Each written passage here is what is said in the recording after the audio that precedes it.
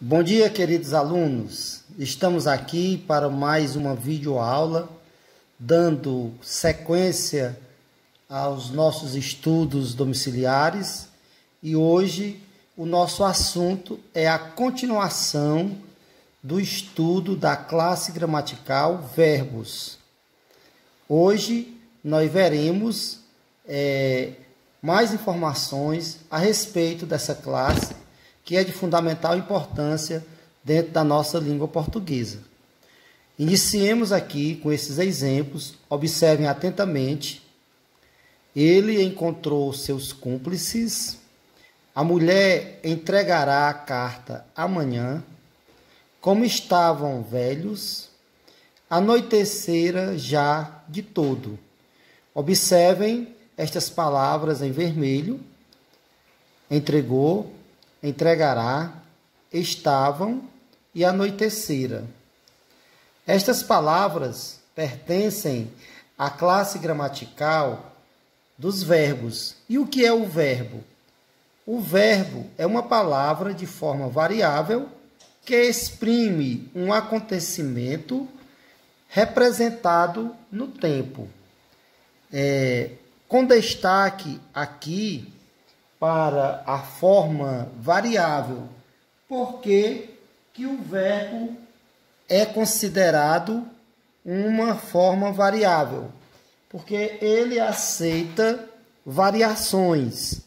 Na língua portuguesa nós temos 6 palavras, ou melhor, 6 classes gramaticais que admitem flexões, que é a mesma coisa de variação.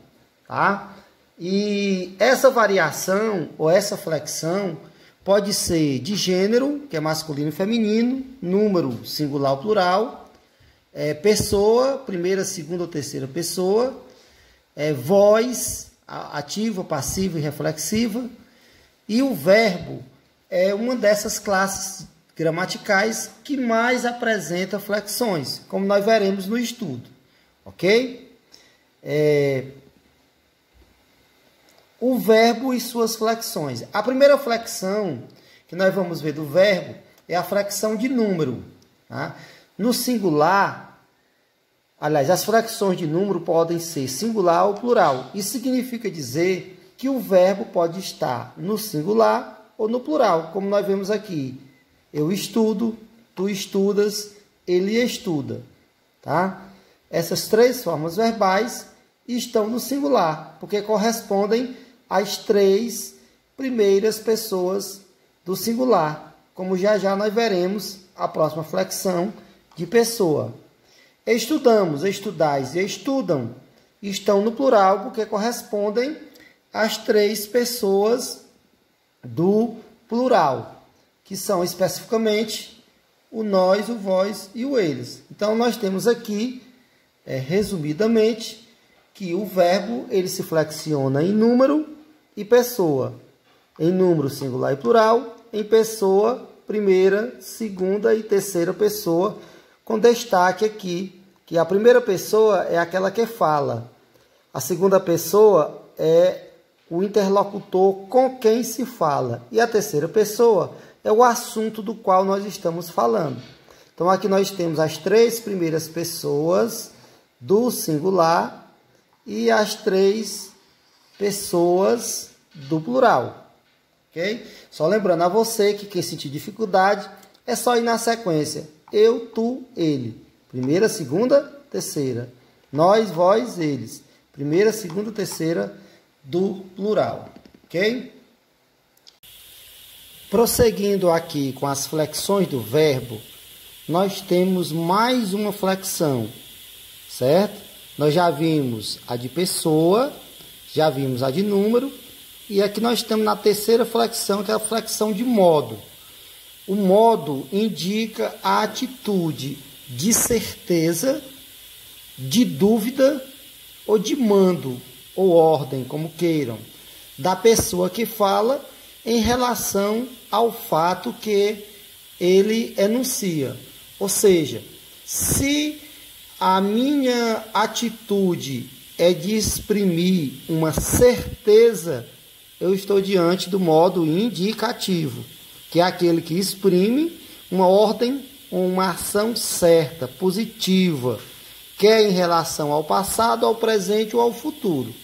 Se a minha atitude é de dúvida ou de hipótese, eu estou diante do modo subjuntivo, que exprime uma ação de incerteza, duvidosa, eventual, hipotética, ou mesmo até irreal. E se a minha atitude com relação à pessoa com quem eu falo é de exprimir uma ordem, fazer um pedido ou dar um conselho, eu estou diante do modo imperativo, que foi o que nós estudamos nas aulas passadas, a formação do modo imperativo. Ok? As flexões ainda do verbo, a quarta flexão, é a flexão de tempo, né? Que indica o momento em que se dá o fato expresso pela ação verbal. Os 3 tempos naturais são o presente, o passado e o futuro. O presente, em tese, o fato ocorre no momento em que eu falo. Por exemplo, nesse momento eu explico para vocês.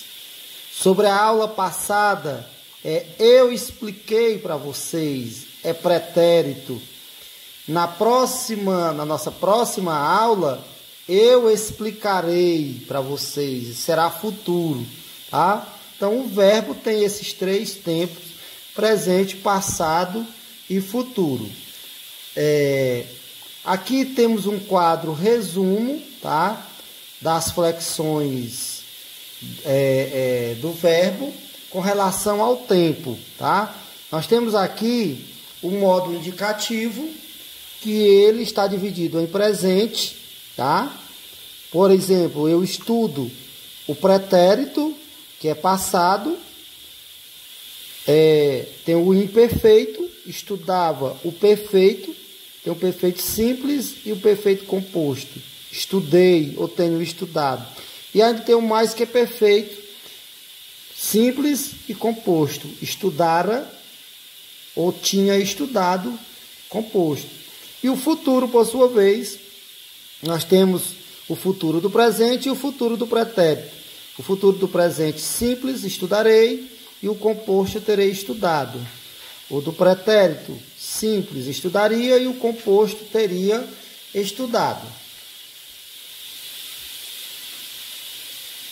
O modo subjuntivo, tá, apresenta 3 tempos: o presente, o passado, o pretérito e o futuro. O presente não se subdivide, nós estudamos isso aqui na aula passada, por ocasião da formação do modo imperativo. E o pretérito nós temos o imperfeito, o perfeito e o mais que perfeito. Ok? O futuro, nós temos o futuro simples e o futuro composto.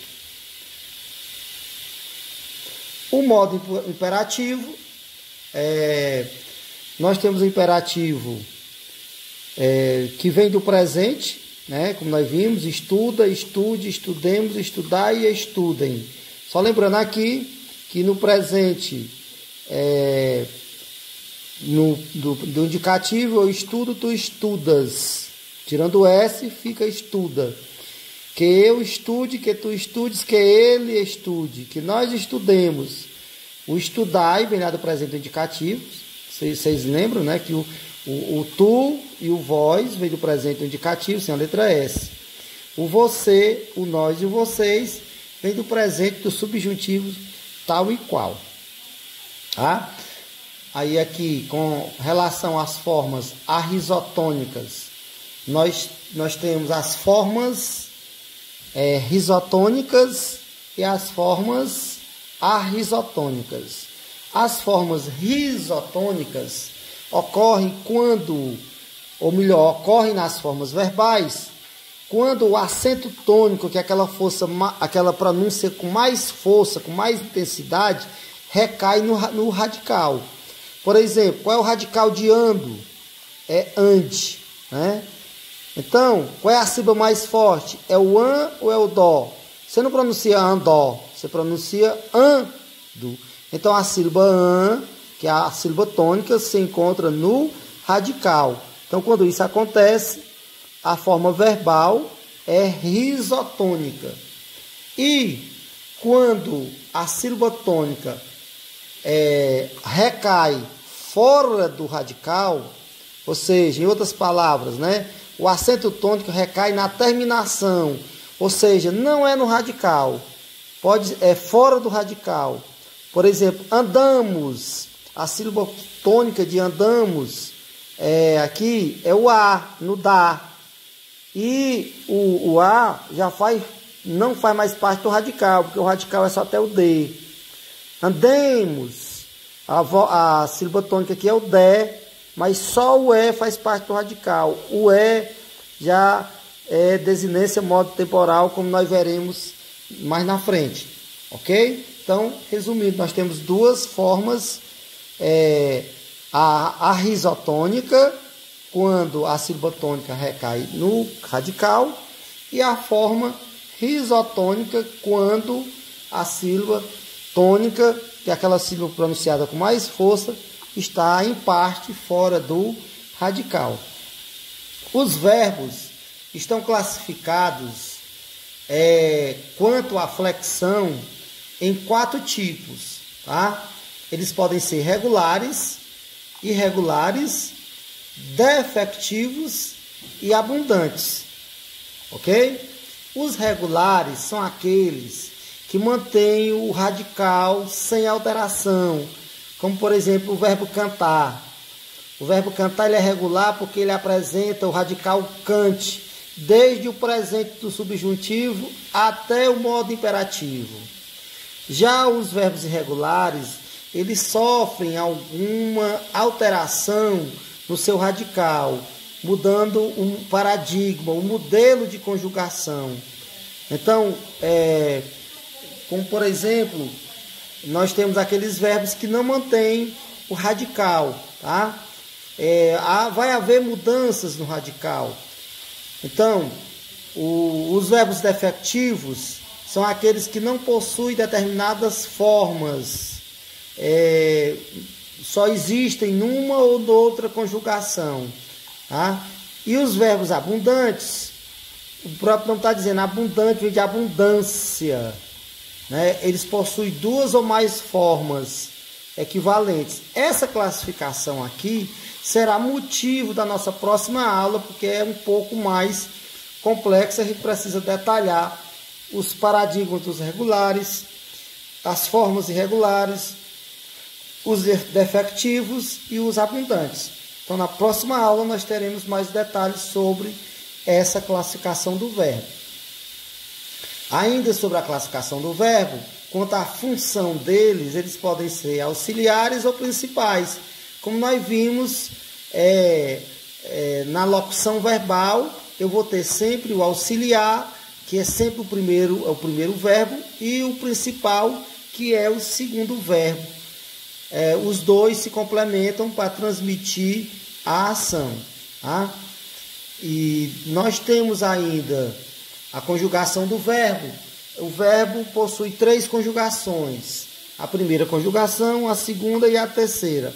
A primeira conjugação, os verbos são da primeira conjugação quando eles apresentam, depois do radical, a vogal temática A, tá?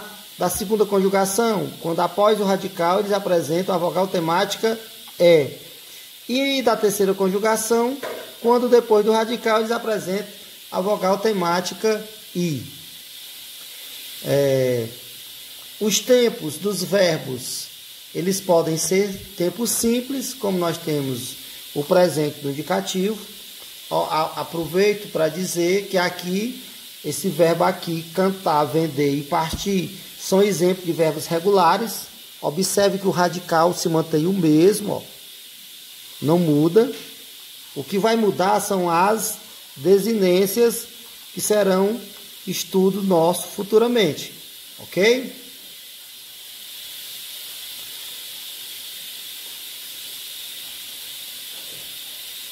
Formação dos tempos simples. Nós temos o presente do indicativo, tá?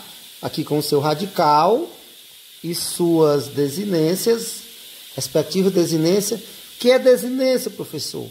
É o que se apresenta depois do radical, caracterizando ou o tempo ou caracterizando cada pessoa. Como, por exemplo, aqui, ó, o eu tem como característica, depois do radical, o ó. Se você pegar qualquer verbo da primeira conjugação e conjugar na primeira pessoa do singular, do presente subjuntivo, todas elas vão terminar em ó. Eu canto, eu vendo, eu compro, eu estudo, eu parto, tá? Da mesma forma, esse as aqui vai ser sempre característica. Aliás, esse S aqui, junto com esse A, vai ser sempre característica do tu. Só que com um detalhe. A partir daqui, esse A aqui é vogal temática. Isso aqui é radical. E esse A aqui é vogal temática. O S, o MOS, o IS e o M serão considerados desinências número pessoais, que mais uma vez eu digo que será objeto de estudo nas próximas aulas. Aqui no presente do subjuntivo, como nós já vimos na aula passada, esse Kant que é o radical, tal e qual aqui. Esse que se repete da primeira pessoa até a última, não é vogal temática, porque a vogal temática do verbo cantar é o A. Então esse aqui é uma característica desse tempo, que é o presente subjuntivo, vai ser chamado de desinência modo temporal. O S, o MOS, o IS e o M serão chamadas de desinências número pessoais, porque indica o número e a pessoa do verbo. Aí aqui nós temos a formação dos tempos simples, presente do indicativo e presente subjuntivo do verbo vender. E aqui do verbo partir, que é um verbo da terceira conjugação. Ok? Aí aqui nós temos a formação do modo imperativo afirmativo. Nós vamos passar, porque a gente já viu isso aqui na aula passada, né? Ó, o tu e o vós do afirmativo vai do presente, do indicativo sem a letra S. As outras formas vêm do presente subjuntivo. O imperativo negativo é semelhante ao presente do subjuntivo, só não tem a primeira pessoa. É só transcrever, fazer um Ctrl+C, Ctrl+V, ok? E colocar o não antes, com certeza. Os tempos simples, tempo primitivo, presente subjuntivo, imperativo afirmativo, imperativo negativo e os seus respectivos derivados, ok? A formação dos tempos simples, aqui com relação ao pretérito perfeito do modo indicativo, observem aí, pretérito perfeito do verbo cantar, observa aqui as desinências, ó, radical, ora tem vogal temática, ora não tem, tem só a desinência. Da mesma forma que o verbo vender, ora tem a vogal temática, ora não tem. Da mesma forma o verbo partir, ok? Aqui já fala do pretérito perfeito.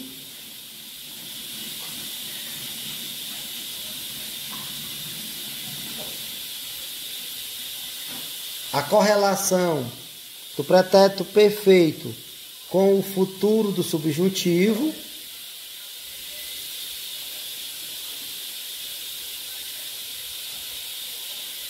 O pretérito perfeito do indicativo primitivo, né? E os seus respectivos derivados. Ele é primitivo, aqui os derivados.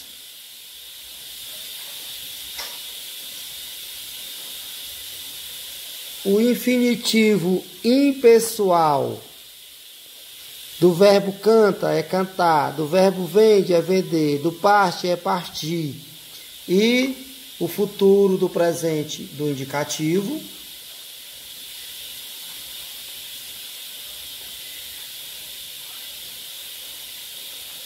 O infinitivo impessoal com o futuro do pretérito, do indicativo.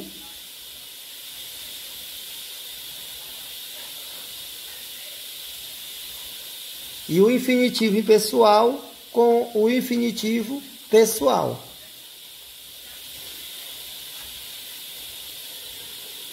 E a formação dos tempos simples. Aqui eu tenho o infinitivo impessoal e aí eu tenho o gerúndio. Quando é que o verbo está no gerúndio? Quando ele termina em NDO. O gerúndio de canta, cantando. De vende, vendendo. De parte, partindo. E a terminação dó para o particípio passado. De canta, cantado.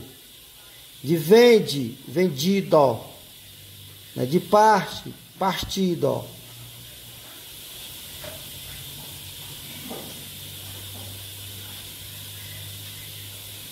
O infinitivo pessoal, tempo primitivo, com seus respectivos derivados, futuro do presente indicativo, futuro do pretérito indicativo, infinitivo pessoal, gerúndio e particípio.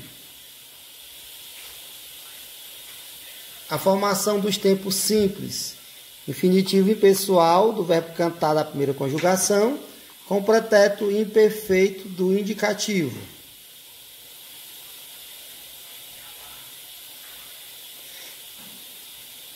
Infinitivo impessoal com o pretérito imperfeito do indicativo, com os verbos da segunda e terceira conjugação.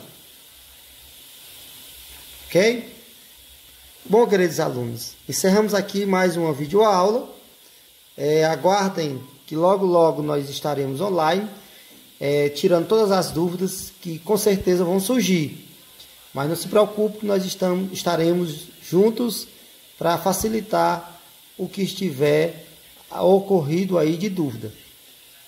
Logicamente, a videoaula de hoje terá um encaminhamento de uma atividade que vai ajudar no processo de assimilação desse conteúdo.